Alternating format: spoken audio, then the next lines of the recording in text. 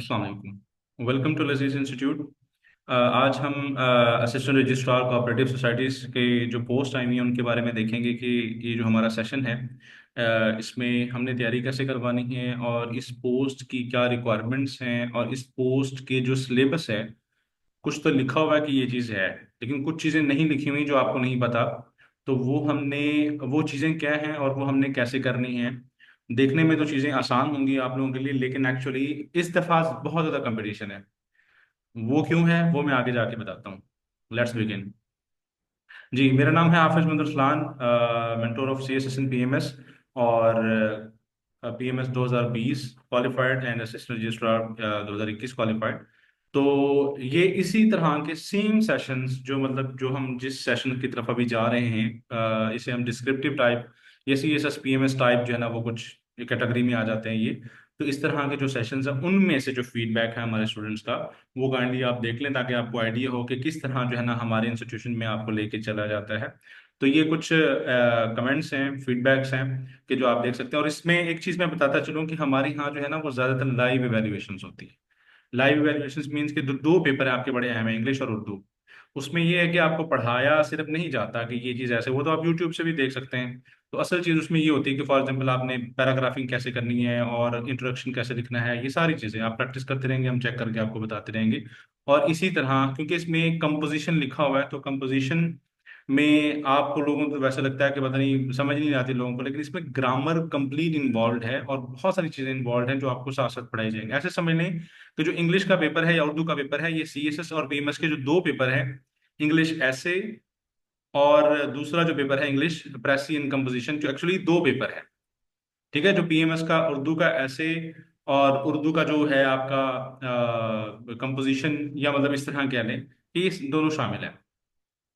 तो इस हवाले से सबसे पहले हम ये देखते हैं कि इसका सिलेबस क्या है। तो बाकी तो चीज़ें ऑब्वियसली इसमें लिखी हुई हैं, आप मतलब देख सकते हैं, जिसने अप्लाई किया उसे आइडिया होता है कि इसके लिए इस दफ़ा बहुत ज़्यादा पोस्ट है। ठीक है, और इसमें जो नई चीज़ है सिलेबस में बाद में आती है, इसमें जो नई चीज़ है ना, पहले ऐसा नहीं होता था, यहाँ पर देखिए नोट करें। पहले ऐसा नहीं था। एक्चुअली ये देखें 1:5 रेशो, पहले ऐसा नहीं था। अब ऐसा है पीएमएस में या कोई भी ऐसे कम्पिटिटिव एग्जाम्स जिसमें 4 या 5 पेपर होते हैं, तो उसमें होती प्रैक्टिस पहले ये थी कि जो भी पास करते थे, जो पासिंग मार्क्स हैं ये देखें, तो वो उनको ले लिया जाता था इंटरव्यू। लेकिन अब ऐसा नहीं होगा, अब कंपटीशन है। अब जो नंबर ज्यादा लेगा ना वो आगे जाएगा। अब इसका मतलब है कि इसमें दो पेपर तो बहुत ही ज्यादा रोल प्ले करेंगे।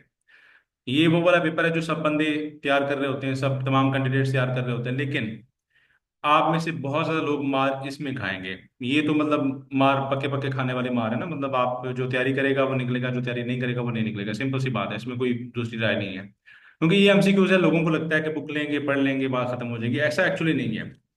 इसमें लिखा क्या हुआ है, history of the cooperative movement and cooperatives today. लेकिन एक्चुअली हिस्ट्री तो इसकी बहुत शॉर्ट है।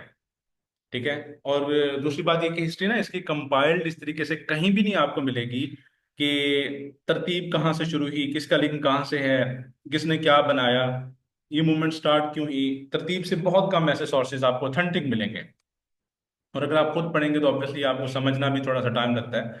और उसके बाद इसके ना एक्ट आता है, एक इसका एक्ट है, ठीक है, और एक इसके रूल्स हैं, उनमें से पेपर बनता है। अगर आप 2019 का पेपर देखेंगे या 20 का पेपर देखेंगे जो 2019 में हुआ था, तो उसमें देखेंगे तो उन्होंने as it is copy paste करके ना, मतलब एज इट इज सेक्शंस उठा लिए थे, जिसकी वजह से बहुत से लोग फेल हो चुके थे। हालांकि यहाँ पर भी तो नहीं लिखा हुआ, लेकिन इसमें दोनों चीजें शामिल होती हैं। एक्ट भी शामिल होता है, उसके रूल्स भी शामिल होते हैं, और साथ साथ इसकी हिस्ट्री भी, मतलब इन तीनों से पेपर बनता है। तो हमने तीनों को कवर करना है। बाकी इंग्लिश ऐसे और कंपोजिशन, उर्दू ऐसे कंपोजिशन, इसकी मैं ना आपको आगे एग्जांपल देता हूँ। जैसे हम इंग्लिश पढ़ाते हैं उसी के पैटर्न पे, उसी सेम पैटर्न पे उर्दू पढ़ाते हैं। मीन्स कि अगर आपको इंग्लिश समझ आ गई, उसकी टेक्निक समझ आ गई, फिर आपने उसी टेक्निक के ऊपर, पैटर्न के ऊपर आपने उर्दू की भी प्रैक्टिस कर ली, तो आप इजीली पेपर पास कर सकते हैं। मतलब एक तीर से दो शिकार शिकार कह रहे हैं। और दूसरा ये जो थर्ड पेपर है, ये हमारा एक्चुअली वन पेपर है, जो आप लोग वन पेपर के हिसाब से पढ़ते हैं। वन पेपर के हिसाब से जनाब लोग, और एक्चुअली इंस्पेक्टर की अभी पोस्ट आई हुई है। तो हम इस दफा क्या कर रहे हैं कि इसी सेशन में आपको ये वन पेपर भी मिलेगा। अदरवाइज आप देखेंगे आगे इसकी वैसे अलग से 10,000 फीस है। लेकिन और ये अगर फॉर एग्जाम्पल इंग्लिश ऐसे और वैसे ही आप पढ़ते हैं तो इसकी टोटल जो फीस है मतलब अच्छी खासी फीस है इसकी अलग से। लेकिन आपको इधर से जो है ना वो सारे इकट्ठे मिल जाएंगे।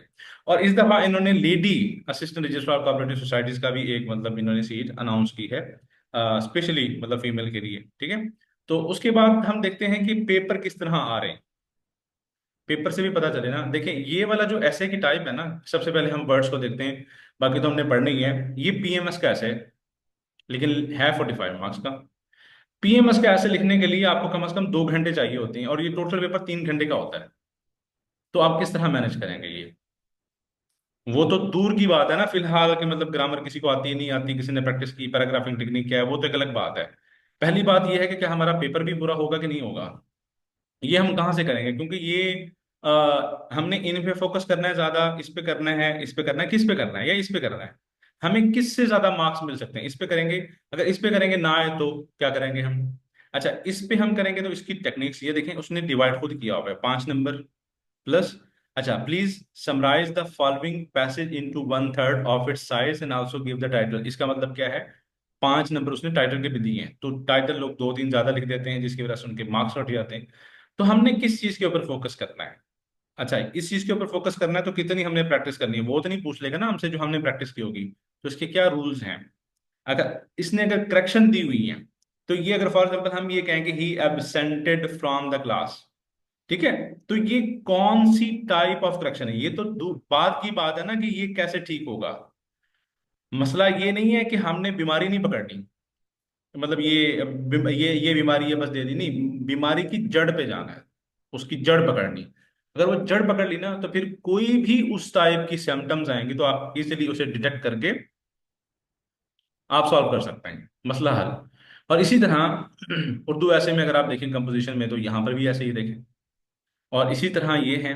ठीक है, और उसी तरह बिल्कुल सेम, और इसमें एक लेटर का एडिशन हो जाता है। कभी कभी इसमें भी लेटर आ जाता है, आपको लेटर भी सिखाया जाएगा। लेटर एप्लीकेशन भी कभी कभी पूछ ली जाती है, जरूरी नहीं कि ये चीजें पूछें, करेक्शन की जगह पे हो सकता है आप 10 नंबर की एप्लीकेशन पूछ लें। उसका पैटर्न, लेटर का पैटर्न, ये सारा आपको पड़ा है। जैसे यहाँ पर जो है ना वो आपसे एक लेटर पूछ लिया गया है कि भाई अपना बैरून मकाम, बैरून मुल्क जो मुकीम आपका दोस्त है उससे पूछे, उसको जो है ना वो आपने मुल्क की जो सियासी और माशी और माशरती सूरत हाल है वो बता दी। ठीक है, तो ये किस तरह लिखेंगे हम? तो जैसे हम जनरल नॉलेज की बात कर रहे थे तो ये हमारा ऑलरेडी डेमो लेक्चर, मतलब मैं इसके बारे में यहाँ पर कुछ नहीं बताऊंगा। आपको अगर इसके बारे में देखना है तो यहाँ पर आप देख लीजिएगा, और उसी के साथ साथ ये हमारी अल्हम्दुलिल्लाह एप्लीकेशन लॉन्च हुई है, और ये आप रिकॉर्डेड में भी सारे के सारा मतलब ये सेशन सुन सकते हैं। आप घर बैठे सुन सकते हैं। आपको यहाँ पर देख रहे होंगे रीडिंग्स इसमें कोई नहीं है, इसमें नोट्स नहीं है, तो नोट्स अलग होते हैं। तो ये परेशान नहीं होना कि शायद इसमें नोट्स नहीं, और ये अभी अपलोड हो रहे हैं, मजीद अपडेट हो रहे हैं। ठीक है, तो आपने ये नहीं कहना कि ये शायद 20 लेक्चर्स हैं, ऐसा नहीं, अपडेट हो रहे हैं लेक्चर्स। ठीक है। अच्छा, उसके बाद हम देखते हैं कि जो चौथा पेपर है वो किस हवाले से जो है ना वो, उसके दो हिस्से हमने यहाँ पर किए हैं। एक तो हिस्ट्री ऑफ कोऑपरेटिव मूवमेंट और कोऑपरेटिव टुडेज, जो इन्होंने खुद ही बताया हुआ है। जो हमने पढ़ना है वो क्या है, कोऑपरेटिव की, कोऑपरेटिव सोसाइटी की हिस्ट्री क्या है, टाइप्स ऑफ कोऑपरेटिव सोसाइटी क्या है। उसके बाद रॉबर्ट ओवन का एक बहुत बड़ा रोल था, फादर ऑफ कोऑपरेटिव मूवमेंट था, इसका क्या रोल था, कैसे कैसे जो है ना वो स्टोरी। उसके बाद जो रॉबर्ट ओवन का जो कंसेप्ट था, उसने विलियम किंग ने, डॉक्टर विलियम किंग ने किस तरह इसे जो है ना वो आगे इसे लेके गए, प्रैक्टिकल फॉर्म में कैसे लेके गए, और इन्होंने कैसे था कॉपरेटर जो है ना वो एक मंथली पीरियडिकल था वो उन्होंने मतलब शाये किया। तो इससे क्या मतलब फर्क पड़ा। तो अभी तो आप लोगों को शायद आइडिया ना हो कि कोऑपरेटिव मूवमेंट क्या है, लेकिन जब आप पढ़ेंगे तो फिर आप जब शहर में फिर रहे होंगे तो आपको बहुत सारी चीजें ऐसी नजर आएंगी कि अच्छा हाँ ये जो कोऑपरेटिव मूवमेंट, अच्छा ये करते हैं, ठीक है, तो आप लोगों को बड़ा फायदा होगा इसका। उसके बाद फिर हम देखेंगे कि रॉसडेल पाइनर्स क्या थे ये, ठीक है, क्यों स्टार्ट हुए। उसके बाद English wholesale society cooperative group थे इनके कुछ, और कोऑपरेटिव वुमेन, ये मेजर आप कह लें कि कुछ ऐसे हिस्ट्री के इनके पार्ट हैं जिनमें से ना सिर्फ आपको पढ़ाया जाएगा बल्कि एमसीक्यूज बनेंगे। और मैं यहाँ पर आपको बताना भूल गया कि हमारी एप्लीकेशन में एक फुल फ्लेज क्विज का सिस्टम है, जिसमें आप अपने मार्क्स खुद चेक कर सकते हैं। अपनी नेगेटिव मार्किंग है एक्चुअली, उसमें नेगेटिव मार्किंग भी है, और उसके अलावा उसमें जो है ना गलत और सही आपको जो है ना वो आंसर्स भी पता चलेंगे कि कौन सा गलत है कौन सा सही। अपडेटेड वर्जन हमारा आ रहा है, आप देखेंगे, और उसी वर्जन पे जो है ना वो आपने इंशाल्लाह प्रैक्टिस करनी है। तो ये आपको एप्लीकेशन में क्विज की फॉर्म में भी मिलेंगे, एक एक टॉपिक पर आपको नोट्स मिलेंगे, एक्ट्स के भी रूल्स के भी आपको मिलेंगे, और ये हिस्ट्री पे भी मिलेंगे। तकरीबन अच्छा खासा जो है ना वो कंटेंट है जो आपको वहां पर मिल जाएगा। और उसके बाद इंटरनेशनल कोऑपरेटिव अलायंस क्या थी, और कोऑपरेटिव मूवमेंट इंडियन सब कॉन्टिनेंट में क्यों आई थी, और किस तरह ये शुरू हुई थी, कौन सा पॉइंटर था उसमें, क्या वजूहात थी, और पाकिस्तान में फिर कैसे हुई, और इसमें रिफॉर्म्स कैसे हुई, कौन कौन से ऑर्डर थे। फिर इसका जो सेकंड पार्ट है जो हमने इस पेपर में देखना है, वो है द कोऑपरेटिव सोसाइटीज एक्ट 1925 का। ठीक है। और सॉरी, ये 1925 है, ये ना मिस हो गया।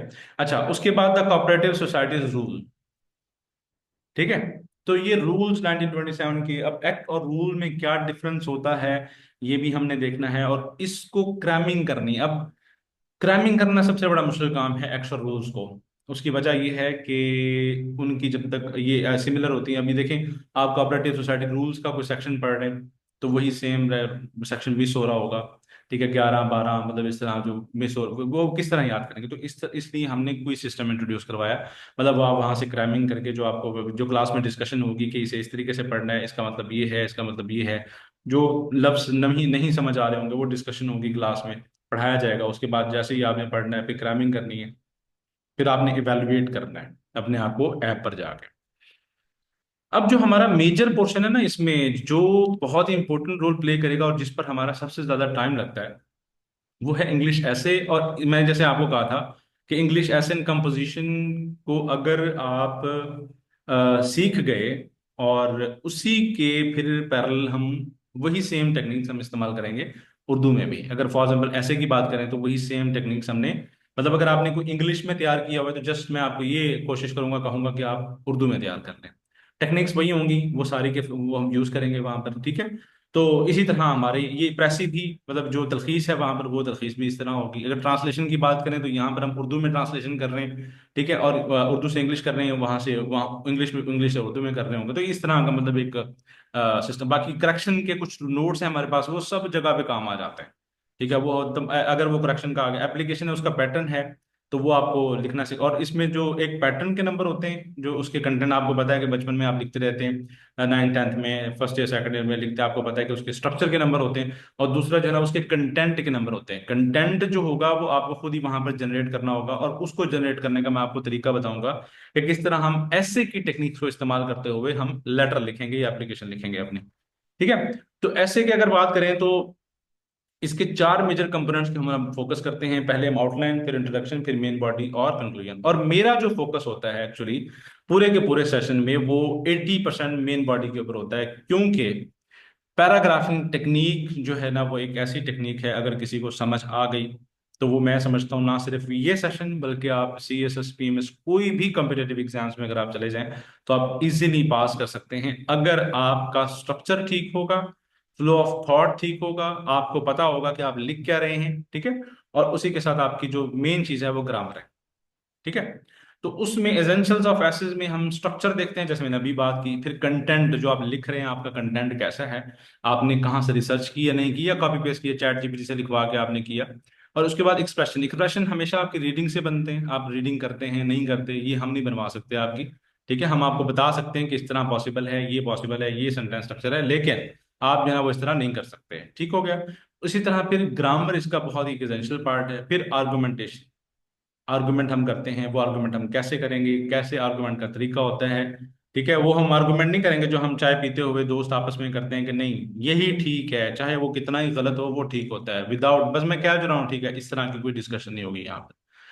अच्छा, उसके बाद देखिए ना सैंपल हमने इंट्रोडक्शन के हवाले से बच्चों को दिखाते हैं कि किस तरीके से जब हम पढ़ाते हैं तो क्या मतलब आपको पता होना चाहिए, किस तरह आपने। देखें, इंट्रोडक्शन लिखना थोड़ा सा मुश्किल काम है, क्योंकि आपने वहां से स्टार्ट करना होता है, और इवन के एक्सपीरियंस लोगों के लिए भी बड़ा मुश्किल काम होता है।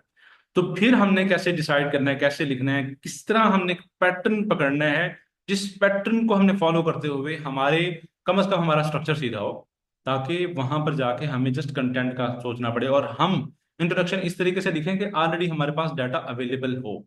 ठीक है। जैसे फॉर एग्जांपल हमने कहाँ से उठाना है कोर्स, जो हमने आउटलाइन लिखी हुई है उसी में से हमने क्या बना देना है, इंट्रोडक्शन बना देना। अब कैसे बनाना है ये एक टेक्निक है।